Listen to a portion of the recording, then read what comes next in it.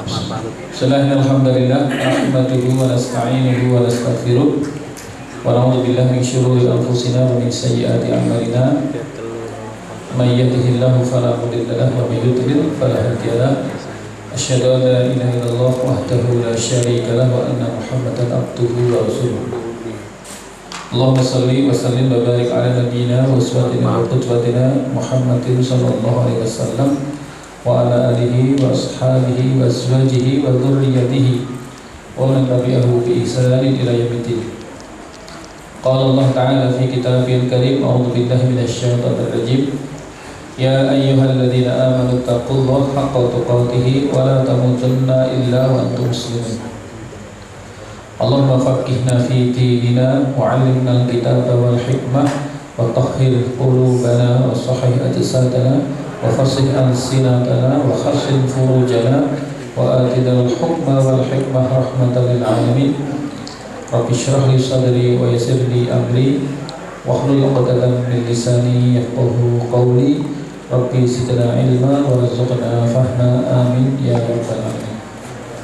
Bapak Ibu sekalian rahimakumullah, alhamdulillah syukur kita berikan kehadirat Allah Subhanahu wa taala atas limpahan nikmatnya, rahmat, taufik, hidayahnya. Di kesempatan malam ini kita masih diberi kemudahan hadir di majelis yang mubarak ini, majelis yang penuh berkah. Dengan penuh harapan semoga kehadiran kita di malam ini benar-benar Allah jadikan sebab kita dipahamkan terhadap agama ini sehingga kita tergolong hamba Allah yang dikehendaki kebaikan dari Allah Subhanahu wa taala. Kedua kali salawat salam semoga senantiasa Allah limpahkan, Allah curahkan kepada uswah kita teladan agung Rasulullah Muhammad sallallahu alaihi wasallam yang telah memberikan bimbingan kepada kita, contoh teladan yang sempurna, dan semoga kita termasuk umat yang digolongkan menjadi umat beliau di dunia dan akhirat dan mendapatkan kebahagiaan besar dunia akhirat dan berharap mendapatkan ridha Allah dan beroleh jannahnya Allah. Bapak Ibu sekalian rahmatullah, di kesempatan malam ini kita masih menjelaskan sebagaimana tema yang bersambung dan kemarin terkait dengan keadaan orang-orang yang beriman, yang kemudian karena keimanannya Allah berikan karunia besar kepada kita. Di antara karunia besar Allah terhadap hamba-hambanya yang beriman adalah ketika Allah kemudian mengkaruniakan anugerah besar berupa surga yang kekal selamanya, walaupun ibadahnya sedikit dan waktunya sebentar.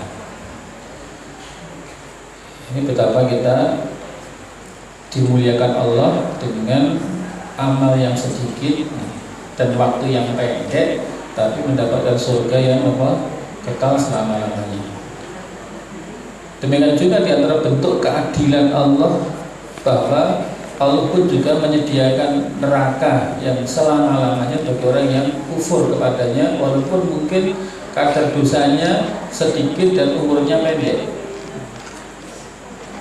Jadi ngamali sidik, umurnya pendek, tapi hadiahnya selama-lamanya. Yang demikian adalah bahwa ketika Allah SWT memerintahkan seorang hamba yang dia menjalankan ketaatan, maka orang yang beriman itu walaupun umurnya pendek, dia punya keinginan untuk taat selama-lamanya, selama hayatnya. Bahkan sampai sekalipun dia dikasih umur selama-lamanya pun dia juga akan taat selama-lamanya.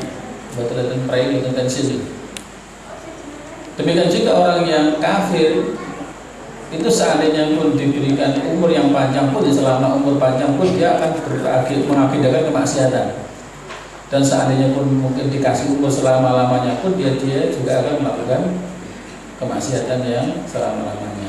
Maka keinginan, komitmen itu menjadi bagian yang kemudian menentukan hasilnya. Sehingga istilah di antara kemuliaan yang Allah berikan kepada hambanya yang taat adalah dengan diberikan surga yang selama-lamanya.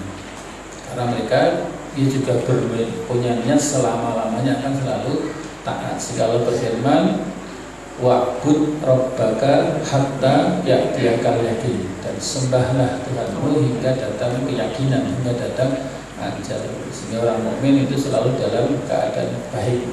Sehingga Inilah yang kemudian menjadi sebab Allah memberikan kabar surga yang selamanya, walaupun umurnya tidak lama, karena selama hayat dia akan tetap berkomitmen untuk menjalankan ketaatan kepada Allah Subhanahu wa taala. Dan di sini diterangkan tentang karunia Allah berupa surga dengan disifati dengan sifat yang istimewa. Walaupun gambaran surga nggak seperti itu, karena surga itu nikmatnya belum pernah dilihat orang, belum pernah didengar, bahkan kepikiran aja belum. Hanya penyebutannya sekedar menggambarkan, walaupun itu tidak seperti itu, karena memang nggak kejangkau, karena akal kita nggak nyampe untuk menjelaskan tentang keindahan surga. Seperti kita Romayu, pokoknya langsung ceritakan. Kadang nggak bisa, nggak ketemu kalimat yang mewakili tentang keindahan itu sehingga nggak bisa diungkapkan dengan kata. Demikian pula surga. Ini hanya sekedar penggambaran tentang ilustrasi surga secara sederhana yang memang bisa dijangkau oleh akal pikiran kita. Di antaranya Allah sebutkan dalam surat Al-Mursalat ayat 41 sampai 45. Monggo dibaca bersama-sama ya. A'udzu billahi minasyaitonir rajim. Innal muttaqina fi dhilalin wa 'uyun. Fawakiha mimma yashtahun. Kulu washrabu hani'an bima kuntum ta'malun. Kulu washrabu hani'an bima kuntum ta'malun. Ini dicetak ulang. Dihapus ini.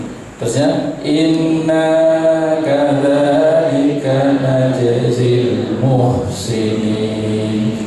Jika tadi ada satu ayat ini yang belum tertulis, tapi ada yang ke-20, sehingga nanti bisa dicoret di situ. Ini urutannya ayat itu yang wa fawakiha mimma yashtahun belum tertulis, karena itu kok lebih gitu.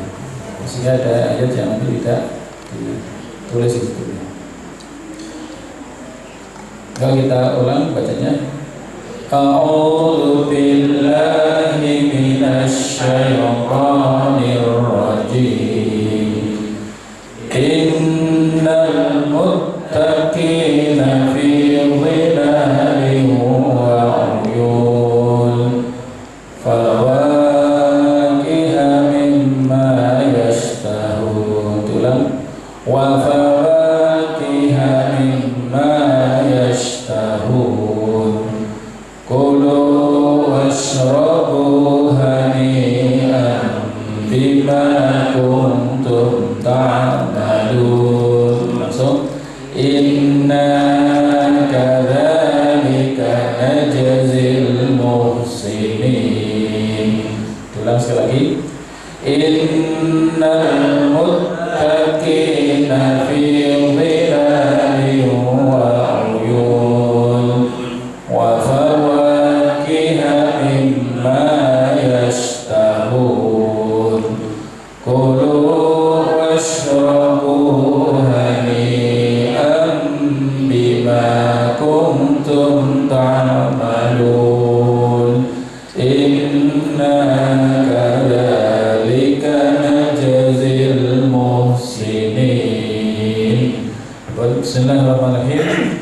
Innal muttaqina, sesungguhnya orang-orang yang bertakwa itu fi dhilalin, berada di dalam naungan, di bawah yuk-yuk, wa 'uyunin, dan mata air. Jadi gambaran surga nanti orang beriman itu duduk-duduk di bawah naungan yuk, di bawah payon, dan di sisinya ada mata air yang mengalir jernih. Wa fawakiha, dan mereka mendapatkan buah-buahan, mimma, dari apa-apa, yashtahun, yang mereka ingin. Jadi apapun yang diinginkan mereka dapatkan. Orang sana nunggu musim ya, oh itu musim durian terus lewat Pak, mereka 4 tahun harap misalnya. Apapun yang diinginkan itu dia dapatkan.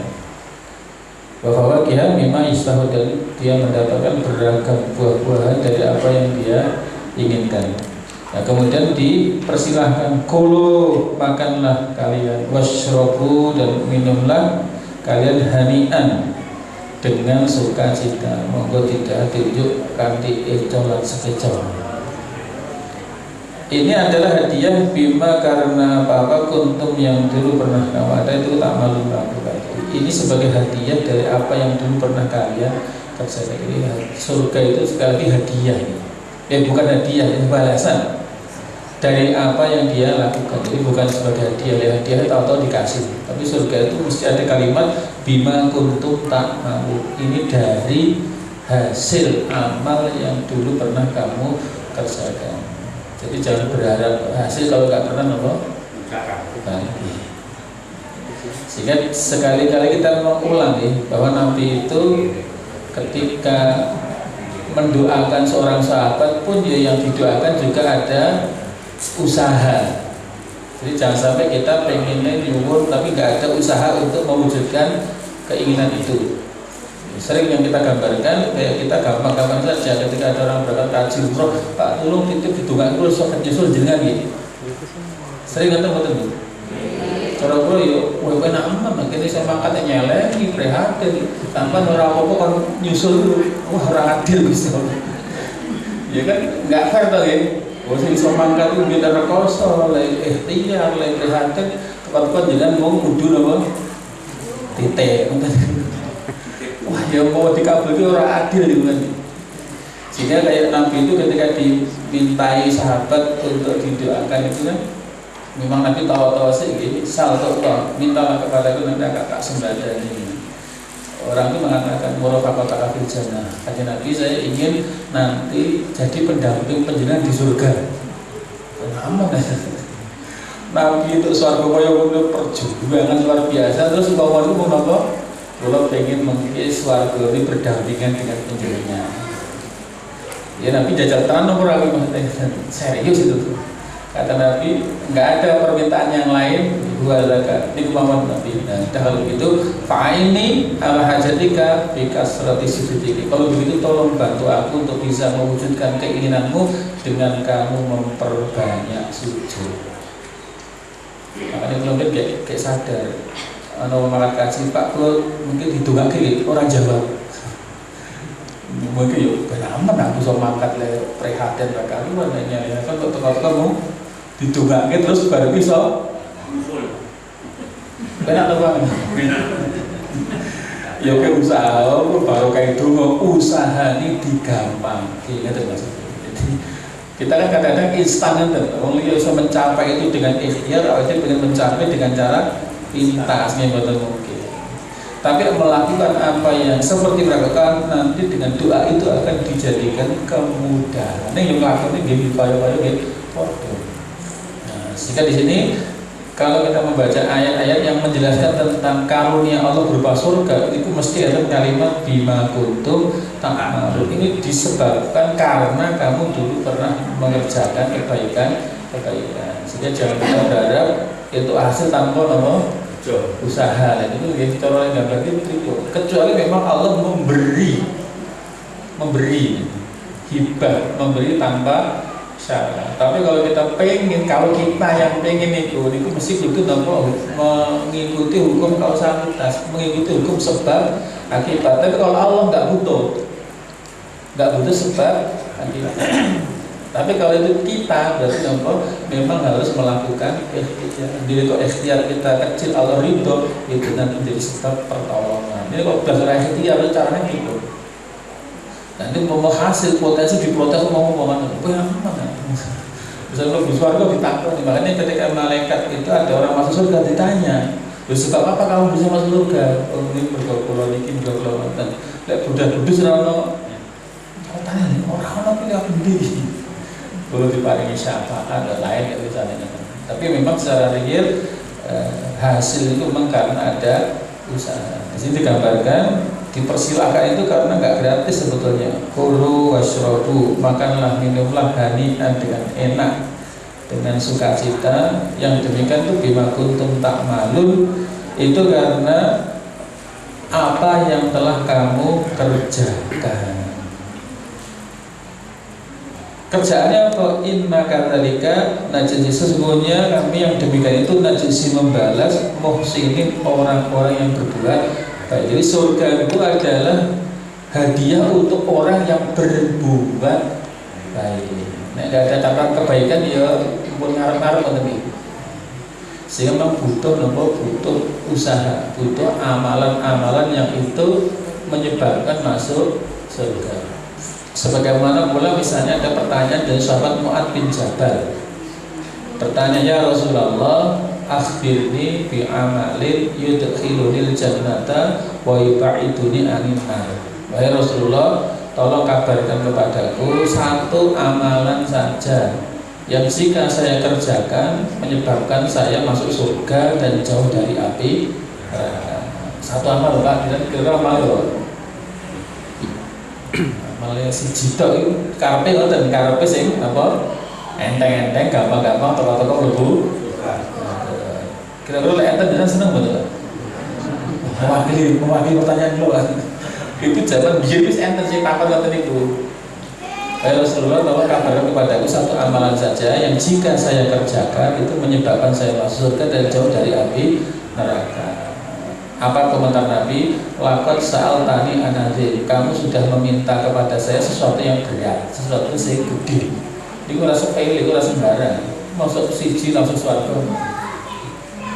Berat, terus bahasa Inggris berat. Kamu sudah meminta sesuatu yang berat. Orang iso mlebu swarga mung napa amali siji tok. Sing seneng Quran ya Quran tok, sing seneng selawatan tok, wis ora liwat dia seneng apa ya apa tok ya. Kata Nabi, laqad sa'altani an-nazim. Maksudnya, wah ini menanya aku, engkau telah menanyakan, meminta sesuatu yang berat. Cuma kata Nabi, wa innahu la yasirun ala man yassarallahu alaih. Tapi itu akan jadi ringan, jadi gampang bagi siapa saja yang dimudahkan oleh Allah. Jadi gampang itu karena ada faktor apa? Pertolongan dari Allah.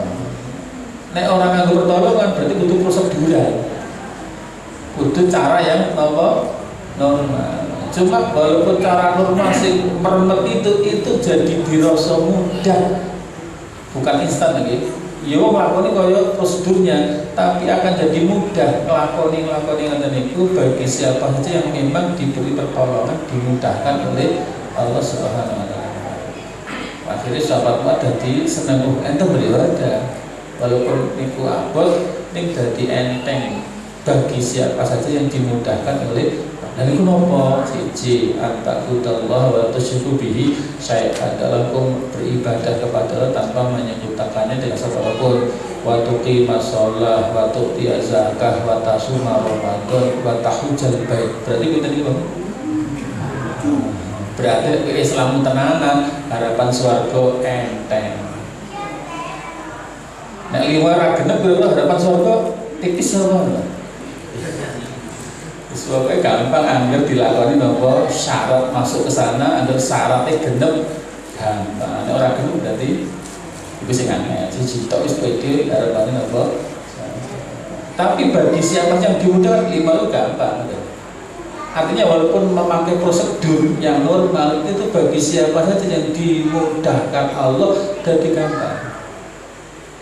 Kalau sebab pun walaupun siji tok nek ora ditulung nggih angel. Maka faktornya adalah pertolongan dari Allah Subhanahu wa taala, sehingga amal-amal yang bagi orang lain itu rumit sulit itu akan jadi mudah bagi siapa saja yang dimudahkan oleh Allah Subhanahu wa taala. Maka diwaspadai enggak? A'udzu billahi minasy syaithanir rajim. Innal muttaqina fi dhilalin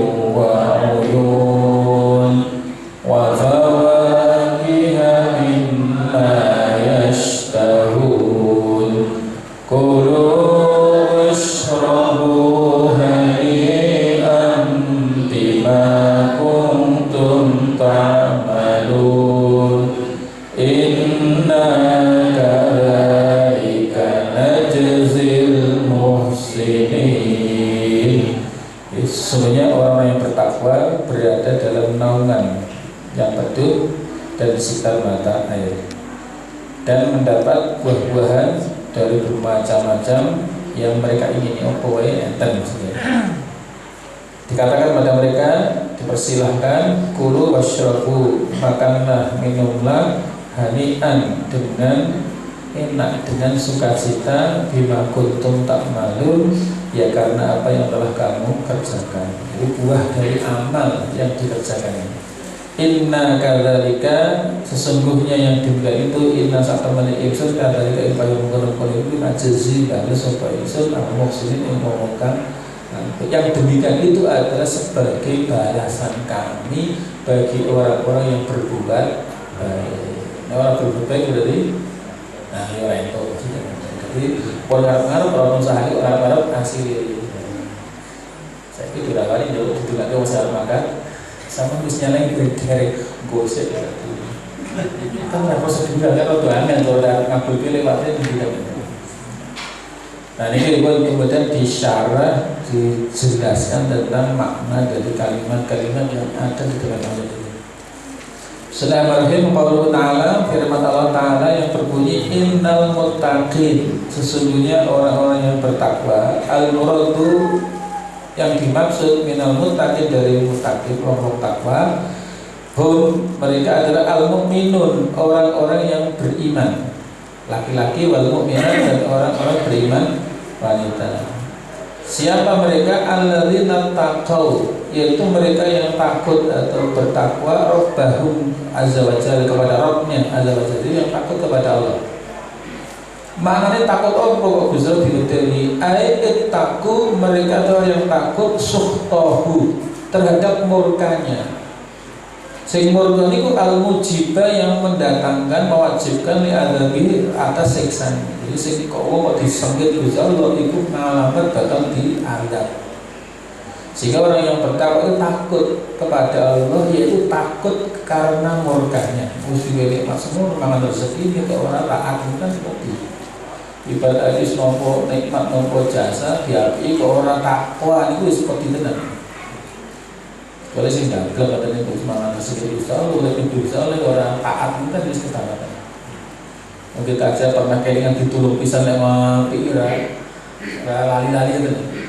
Bagaimana Allah berbuat baik lebih banyak dari makhluknya ke orang patek gatek kayak gitu kan, berarti kebanggaan ini sudah bakal ditegur, bakal dimurkai oleh Allah Subhanahu wa ta'ala. Orang yang bertakwa itu orang yang takut kepada Allah, maknanya ayat takut suhtahu, yaitu takut akan Allah murkanya, yang itu al-mujibah, yang mendatangkan, yang mewajibkan menghadapi akan siksanya. Alamat atas orang sakhita, yang sengit sapa Allah alaihi atasnya. Siapa yang itu dimurkai Allah, maka dia layak mendapatkan azabnya. Dan yang seperti ini adalah perkara yang ditakuti oleh orang-orang yang beriman. Ittaqauhu, mereka takut kepada Allah. Caranya lebih melayu dan bifi'li mahabbahu, yaitu dengan mengerjakan apa yang disukai oleh Allah. Nah, apa yang diulo melayu menjauhi sama Allah, yang digendruyi melayu sama Allah, tapi tidak bisa Allah malah nama nyedap dengan cara menjalankan apa-apa yang itu disukai oleh Allah Subhanahu wa ta'ala, wa tarki makarihi, dan meninggalkan apa-apa yang dibenci oleh Allah Subhanahu wa ta'ala. Tadi makruh itu perkara sing dinapa benci. Dan bayangke makruh itu mana napa? Perkara yang dibenci. Kan makruh ora apa Pak. Lah ya dibenci Gusti Allah itu ngalamat napa? Jadi jangan dianggap makruh itu napa enteng ya. Makruh itu mergo mboten pas maknane ya dianggap santai. Tapi lek makruh dimaknani secara bahasa, makruh perkara yang dibenci. Dan itu yang benci Gusti Allah gitu. Bahaya ini. Jadi ngelakoni perkara sing dadekne Gusti Allah napa benci kan bahaya. Padahal rahmatnya Allah itu kepada orang-orang yang baik dengan mengerjakan apa yang disukai oleh Allah. Jadi pun dianggap makruh itu enteng ya. Makruh itu perkara sing dibenci. Sing dibenci Gusti Allah bisa benci Rasul jeneng hobi itu begitu. Nah ini butuh diperhatikan ulang. Jadi yang makruh itu maknanya kan makruh ditinggal tapi dilakoni rapor pombo. Makruh perkara sing dibenci. Wah ini dibenci moroto sumpah gitu. Dibenci Allah dibenci. Wah ini tambah bahaya kan. Jadi tiang sing bertakwa niku ya mengerjakan apa-apa yang disukai oleh Allah dan meninggalkan apa-apa yang dibenci. Ngoten niku ba'da ma'rifati dzalika, setelah dia mengetahui itu. Lha mboten ngertos ya wis ra apa nek mun diterusi. Ya mungkin sing pun wis dikadung kliwat ya pun ditobati diistighfari, tapi setelah mengetahui gitu dan kita kan mungkin saja melakukan itu karena nggak tahu ya, mungkin ngertos belum paham, tapi begitu sudah tahu paham berarti gitu tinggal saya ingin mau menolak bisa kerso ngapunten diistighfari di taubat. Niku ba'da ma'rifati dzalika, setelah orang itu mengetahuinya. Setelah ini kebetulan cukup wa ma'rifati kaifa yaf'alul mahbub, dan kemudian dia juga ngerti mengetahui bagaimana mengerjakan perkara-perkara yang disukai oleh Allah. Jadi buatan mung sekedar seneng nglakoni, ini ngerti cara nglakoni sing bener niku harus tahu. Lah carane pripun ben iso ngerti ben nglakoni bener? Walidza, oleh karena itulah kana ana apa to labul ilmi, menuntut ilmu, yaitu bita'allumihi, dengan cara mempelajari. Supaya kita mengamalkan itu benar diharuskan ke ilmu, dan untuk bisa hasil ilmu gitu dengan cara mempelajari. Itu buat enten ilmu laduni itu kalau kan lebih pintar itu buat enten. Enten sing sok ngotot lakone. Biar kita amalan pengen melakukan apa iki ben untuk ilmu sekolah pikir orang usah ngaji tadi. Itu nyalai hukum kausalitas. Nabi Muhammad dawuh innamal ilmu bitta'allum, sesungguhnya ilmu itu berhasilnya dengan cara apa? Dipelajari. Sementara ketika orang ingin mengerjakan amal kebaikan kok enggak belajar, krungu teori potensi keliru masih gede. Maka ilmu itu harus melalui proses dipelajari. Jadi kadung liwat ya, ning sing sakniki apa yang kita kerjakan yakinkan kita ngerti maksudnya. Kenapa kok beliau begitu? Sehingga